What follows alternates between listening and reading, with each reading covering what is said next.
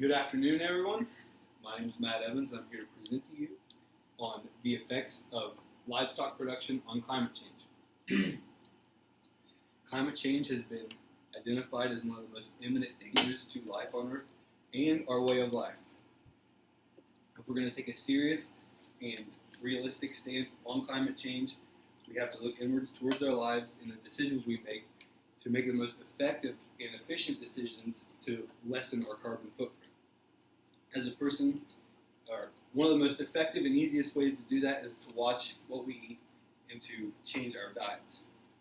As a person who grew up on a farm in a family that produces swine for meat production, I can personally attest to the energy that goes in and the energy expenditure that comes out, the emissions produced by a meat production facility. The animals emit gases, the equipment used emits gases, and the process of fertilizer production that grows the corn that the animals eat also is a contributor to climate change. Hopefully through this presentation I can convince you and give you a new outlook on the way you affect the world. Since before I was born, my family has been involved in livestock production and has been dependent on the sale and consumption of meat products. From experience, I can attest to the use of fossil fuels, the expenditure and excess amount of methane produced by the animals, and the drain of resources on a family farm. While these family farms are small, when you scale these up to commercial-sized units with thousands of head of swine, the energy expenditure only grows exponentially.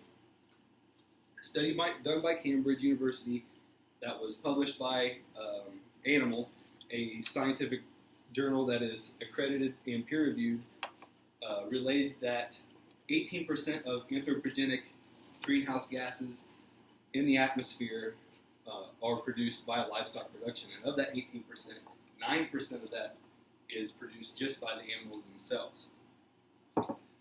This figure here shows the kilograms of greenhouse gases emitted by animals per kilogram of human edible protein by the species of animal. Here we see that ruminants, animals with multi-chambered stomachs like sheep and cattle, are by far the greatest producers of greenhouse gases. Cattle producing 93.5 kilograms of greenhouse gas emissions per kilogram of protein produced, and sheep producing 92.9 kilograms of greenhouse gases per kilogram of protein produced. Knowing this, we have to find ways to make better decisions about the protein that we consume. Another study out of Sweden that was published by Food Policy Journal, which is a scientific, accredited, and peer-reviewed journal on food policy and government systems and food science, corroborated these numbers and has shown that it is in fact ruminant animals, multi-chambered stomach animals, that do produce the most greenhouse gases. This is due to their gastrointestinal tract and the way that they break down carbohydrates.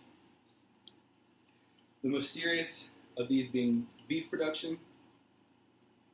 The study also looked into ways that are more efficient at delivering protein and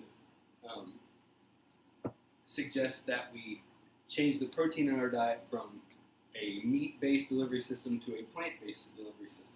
Plants are more efficient in their production, and not only do they not produce greenhouse gases by themselves, they reduce the amount of greenhouse gases, mostly carbon-based gases, in the atmosphere. The study also suggests that we replace these meats with plants like legumes, like beans, nuts and grains, and other protein-rich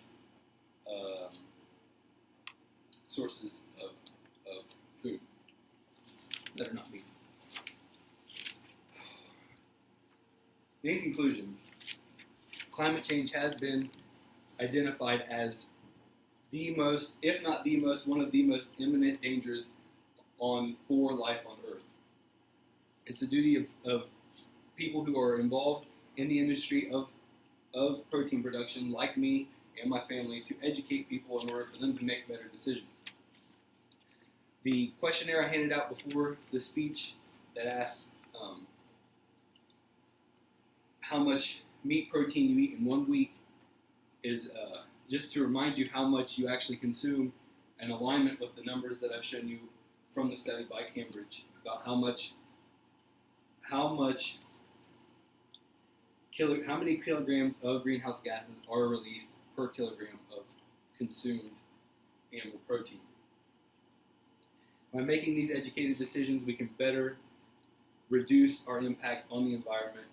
And I hope that through this presentation, I have shown you that you can do something, and it is your responsibility to reduce the amount of meat products that you consume.